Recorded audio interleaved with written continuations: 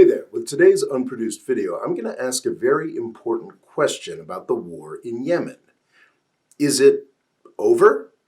Now, I think the answer to that question is probably not, but it's very exciting that we've gotten to a place where it's possible to ask that question. I've got about 3 scenarios that I'm going to run through in this sadly underproduced video, but we've got to talk about first what it is exactly that has happened.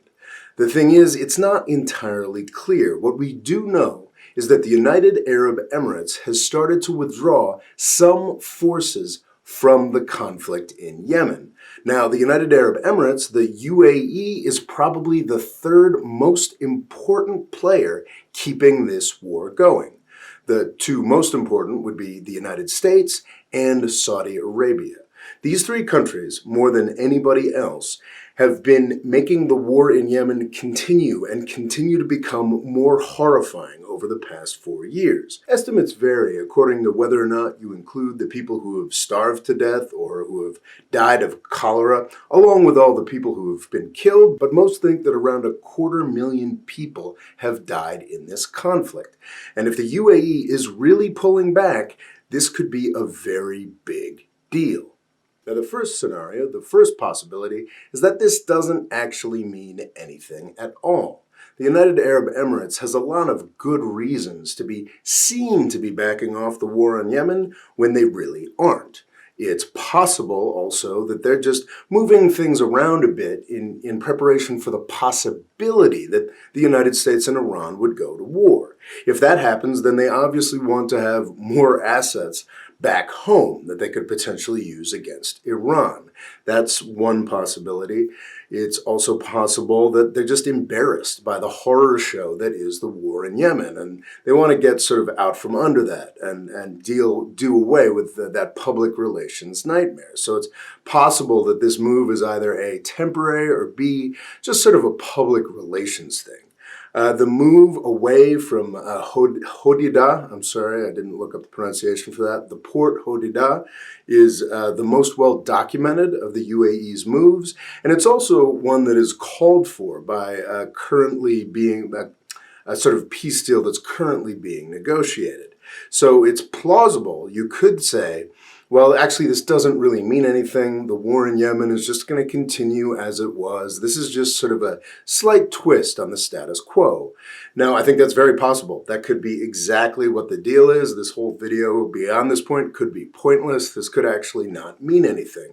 But to point out why I think this first scenario may not make sense, I think it's worth looking a little more at the UAE's actual involvement in this conflict. Unlike Saudi Arabia, that has mostly managed to just embarrass itself, the United Arab Emirates has some real goals that it seems like it may have been achieving.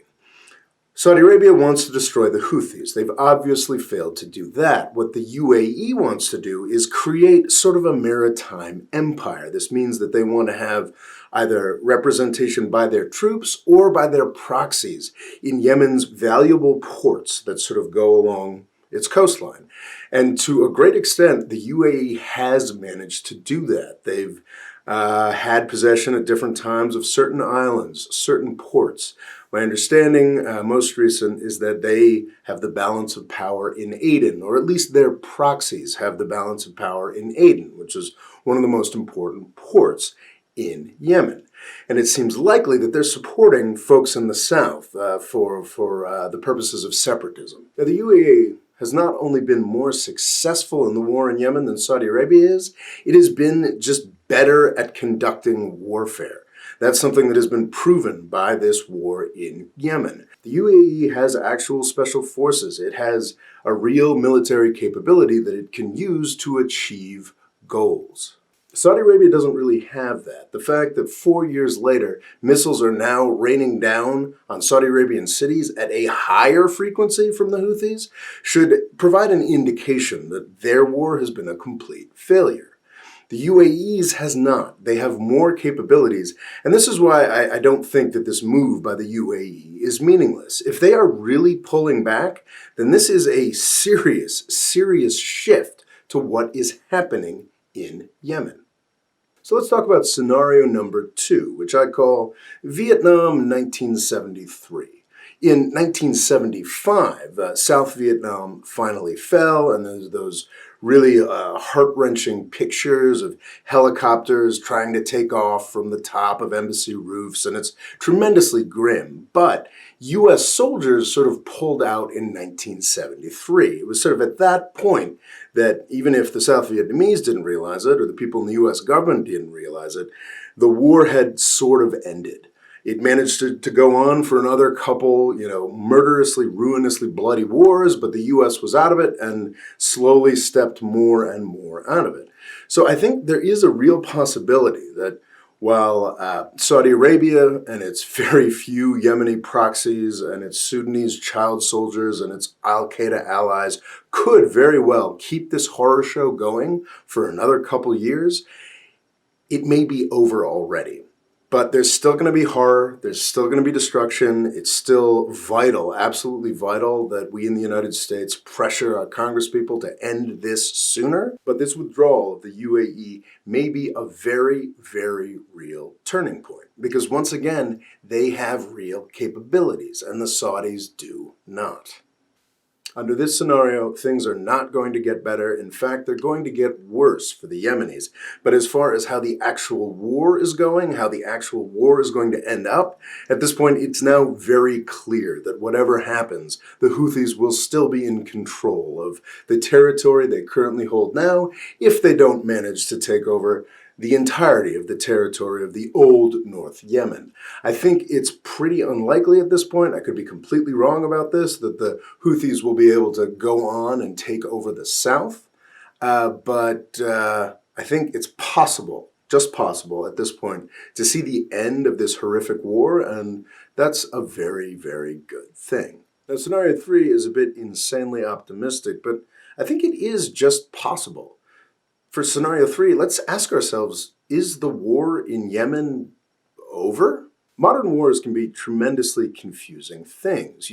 They don't have really defined beginning points or end points. I mean, historians and politicians try to impose those, but it doesn't necessarily reflect the reality of what's going on the ground. The war in Syria is one great example. There's a lot of people in NATO-type countries, the U.S. government, are really still, holding on to this idea that there's still a civil war in Syria, when in truth, most of the fighting for that ended, a year ago or even 2 years ago. Don't get me wrong, people are still dying in Syria, but it's more like hundreds of people a month rather than thousands of people a month. That's a conflict that a lot of people still think is going on, but in terms of the real death and destruction, it's kind of petering out. And yes, I know horrific things are happening and probably will happen in Idlib, but we're in a much better situation than we were. Though I did try to point at an endpoint to the Syrian war, I guess now over a year ago now, nobody else has really done that. I believe it is possible that we've gotten to another point like that with Yemen. The thing about the actual movement of front lines in Yemen is that they haven't done much of that. It was actually the UAE specifically that was spearheading the very small changes in territory in Yemen that had happened over the past 2 years. And that was specifically the drive up, the drive north along the coast of Yemen towards the Hodeidah port. That's over now. If the ongoing negotiations over this port are successful, they'll provide a framework that can be used in other parts of this desperately, desperately oppressed country. The key variable, of course, in Yemen is the strangling of the country that the U.S.-Saudi coalition has been carrying out over the past 4 years. It's that, more than any fighting, that has led to this massive loss of life through famine and cholera. But it seems like even this U.S.-Saudi weapon of starvation is becoming harder to use. If peace negotiations go forward, things are going to open up more and more. I don't think we're going to see a unified Yemen anytime soon, not in the next couple of years, and possibly not for decades. But I do think it is possible that the war could just start petering out, and humanitarian supplies could start being delivered, and some degree of normalcy could return to the country. I think that is overwhelmingly optimistic, but that is a possible scenario here. That is what we could be seeing with this UAE withdrawal. Honestly, I think it's more likely to be scenario 2. I think this is the end of any question of how the war is going to end. It's now obvious that Saudi Arabia is not going to meet any of its war aims, but I think there's likely to be more horrific conflict to come. The Saudis will be losing more of this conflict, obviously, but there will still be large losses of civilian life. Regardless, this is something very important that has happened that I didn't want to go by without mentioning. The UAE withdrawing from Yemen is a very, very big deal. It is vital, however, that we don't give up on trying to convince the U.S. Congress and the U.S. executive branch to do the right thing here. It is now obvious that there is no way that the U.S.-Saudi coalition will successfully knock out the Houthis. This war is going to be one that is lost. We can choose whether it's going to be one that is lost quickly or slowly. The United States government needs to start bringing about peace more quickly, rather than murdering another 250,000 people. As I've said over and over again in this Yemen series, there are a dozen really complicated, fiendishly difficult conflicts out there in the world that the United States has no hope of stopping. This is not one of them. The U.S. government could end this conflict entirely tomorrow. The Saudis are incapable of conducting a war without the United States, and they've also lost the only other worthwhile ally they had in this. If it's actually happening, the withdrawal of the United Arab Emirates from the war in Yemen is a very, very big deal. Thanks for watching. Please subscribe. And if you'd like to get a notification every time I upload a video, please click on the bell next to the subscribe button to get notifications. Thanks.